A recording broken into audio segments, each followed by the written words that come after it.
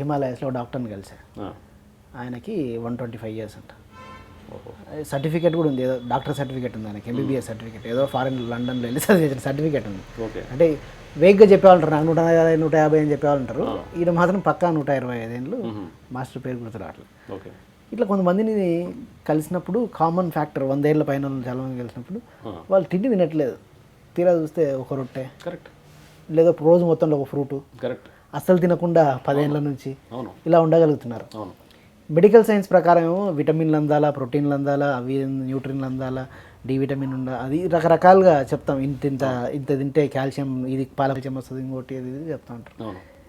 ఏంటి సార్ ఇది? మరి వాళ్ళు ఏం తినకుండా అన్ని ఏళ్ళు బతికేస్తున్నారు. ఇక్కడ మెడికల్ సైన్స్కు అందనటువంటి శాస్త్రం చాలా ఉంది.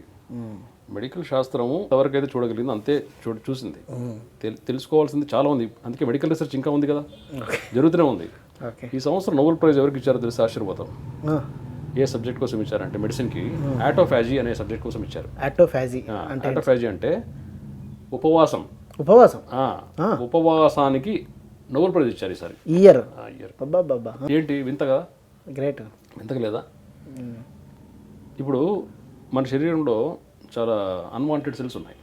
ఉదాహరణకి ఫ్యాట్ సెల్స్, క్యాన్సర్ సెల్స్, కొన్ని కణుతులు, కొన్ని ఇన్ఫెక్షన్స్, ఇవన్నీ రకరకాల అన్నెసరీ అన్వాంటెడ్ కణాలు.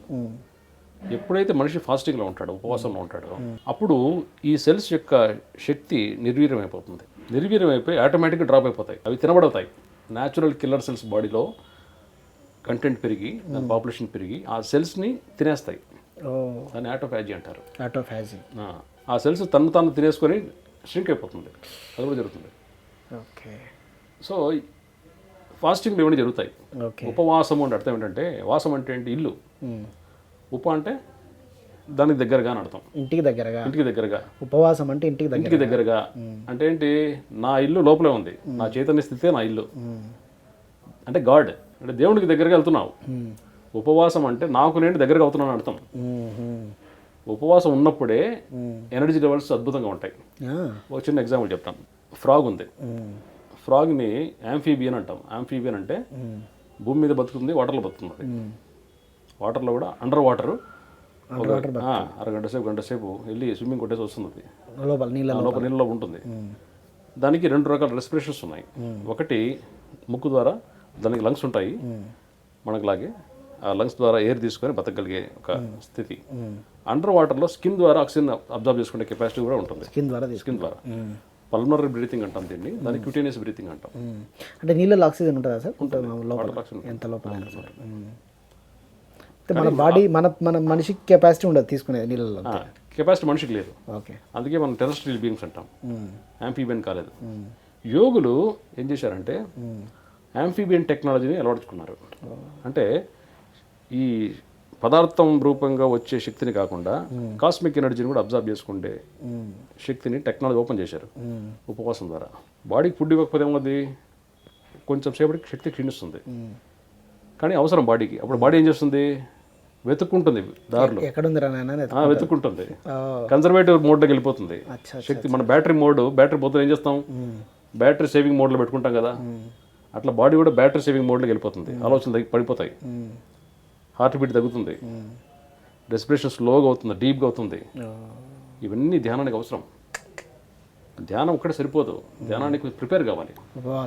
ధ్యానం అనేది యుద్ధం. యుద్ధానికి వెళ్ళాలంటే యోధుడు కొన్ని క్వాలిటీ సంపాదించాలా, ప్రిపేర్ కావాలా. డైరెక్ట్గా రింగ్లోకి వెళ్ళి ఫైట్ చేయగలుగుతామా? ఇంపాసిబుల్. ప్రిపేర్ కావాలా. ఆ ప్రిపరేషన్లో ఫస్ట్ స్టెప్ ఏంటంటే కమిట్మెంట్ ఉండాలి. దానికి కమిట్మెంట్, దృఢ సంకల్పం ఉండాలి. అది లేకపోతే ధ్యానం లేదు. రెండోది ముఖ్యమైన విషయం ఏంటంటే, అడ్డగోలుగా ఊరికి చెప్పుకుంటూ వెళ్ళడం కాదు. నోరు ఉంది కదా అని చెప్పేసి ఊరికి తెలిసిన విషయాలన్నీ చెప్పుకుంటూ పోతుంటే you lose lot of energy. Conserve చేసుకోవాలి, మోర్ ఇంపార్టెంట్, చాలా చాలా ముఖ్యం.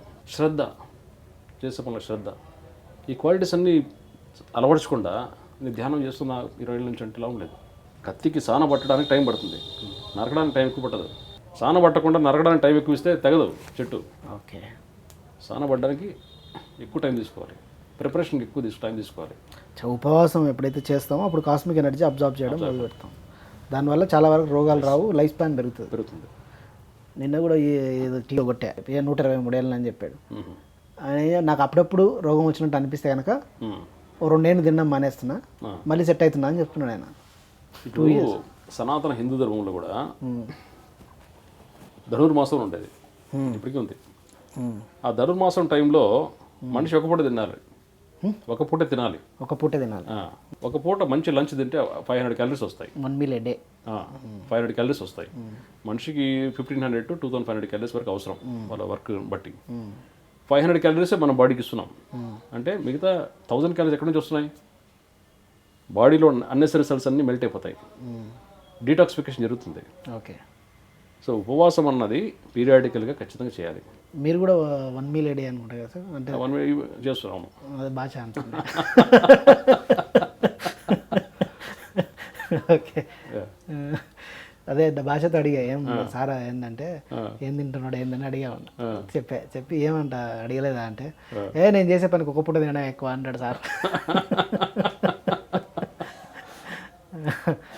ఓకే. బతికిస్తున్నాం కదా, బతికే ఉన్నాం కదా ఇప్పుడు.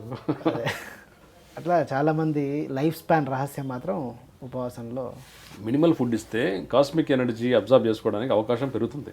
ఇది వాస్తవం. రోగాలు కూడా తగ్గుతాయంటారా సార్? గ్యారెంటీ తగ్గుతాయి. ఓకే. ఇప్పుడు ఒకటి ఏంటంటే రోగాలు అనేది చాలా చిన్న విషయాలు. ఓకే. ఇప్పుడు చాలామంది గొప్ప మాస్టర్స్ రోగాలతో పోయారు. అవన్నీ ఏంటంటే తెలియక చేసే, మామూలుగా మనిషికి వచ్చే రోగాలు వేరు, వాళ్ళ రోగాలు వేరు. రమణ మహర్షికి సార్కోమా వ్యాధితో చనిపోయారు ఆయన. అంటే ఒక టైంలో ఈ అప్పర్ లింబ్ కూడా కట్ చేయాలని కూడా ప్లాన్ చేశారు. చెన్నై నుంచి సర్జన్స్ వచ్చారు, అప్పర్ లింబ్ను తీసేస్తే తప్ప మనిషి ప్రాణానికి అపాయం అని చెప్పేసి అన్నారు. ఒప్పుకోలే ఆయన. దాని మీద ఈగలనే వాడేటివి. ఆ ఈగలకు ఫుడ్ అవుతున్నా కదా, చాలా ఆనందంగా ఉంది నాకు అనేవాడు. రామకృష్ణ పరమహంసకి కార్బంకలు వచ్చేది, అంటే వీప్ మీద గడ్డ రాచుకుని అంటాం కదా. ట్రీట్మెంట్ ఇప్పించుకోరు వాళ్ళు, దే నాట్ ఇంట్రెస్టెడ్. మరి ధ్యానం చేస్తే రోగాలు తగ్గుతాయి అంటారు కదా? అదే చెప్తున్నా. వాళ్ళు ఎక్కడో బ్యాలెన్స్ కర్మాలు భరించడానికో ఏదో వాళ్ళ కారణాల వల్ల మెయింటైనింగ్ వాళ్ళు చేయలేకే కాదు. స్వామి రామ లంగ్ క్యాన్సర్ వేరే వాళ్ళకి తగ్గించినప్పుడు ఇంకా వాళ్ళు తగ్గించుకోలేదా? సో వాళ్ళ కారణాలు వేరు. ఓకే. అందుకే మనము ఈ కంపారిజన్ మోడ్లో ఉండకూడదు. ఇద్దరు మాస్టర్స్ని వాళ్ళని కంపేర్ చేసే స్థితి కాదు వాళ్ళది. వాళ్ళు అతీతంగా ఉన్నారు. ప్రాపంచికమైన తెలివితేటలకి, ప్రాపంచికమైన అండర్స్టాండింగ్కి, ప్రాపంచికంగా ఎంతైతే తెలుసుకుంటామో దానికి అతీతంగా చాలా లోతులో ఉన్న వ్యక్తులు వాళ్ళు. వాళ్ళ అసెస్మెంట్కి బియాండ్ అసెస్మెంట్ వాళ్ళు. వాళ్ళని ఈ తెలివితేటలతో అసెస్మెంట్ చేయలేము. ఒక ఎన్లైటెడ్ మాస్టరే మనం అర్థం చేసుకోగలుగుతారు. మిగతా వాళ్ళు వాళ్ళ గురించి మాట్లాడుకుంటుంటారు అంతే. అందుకే చెప్పాను కదా, teachings are more important than teacher అని. టీచర్ని పట్టుకుంటే ఇవన్నీ ఉంటాయి, బ్యాడ్ థింగ్స్ కూడా ఉంటాయి. Correct. So what you want is teachings. నీ సొంత స్టైల్లో, నీ టెంపరమెంట్ తగినట్టుగా, నీ స్వాభావికమైన పద్ధతులు ఏవైతే ఉన్నాయో, నీకు న్యాచురల్గా ఏదైతే డీప్ స్టేజ్కి తీసుకెళ్తుందో అట్లే వెళ్ళు. దారి ఓపెన్ అవుతూనే ఉంటుంది. నమ్ము, నీ పద్ధతిని నమ్ము, నీ దారిని నమ్ము, నువ్వు ఖచ్చితంగా మాస్టర్ ఎదుగుతావు.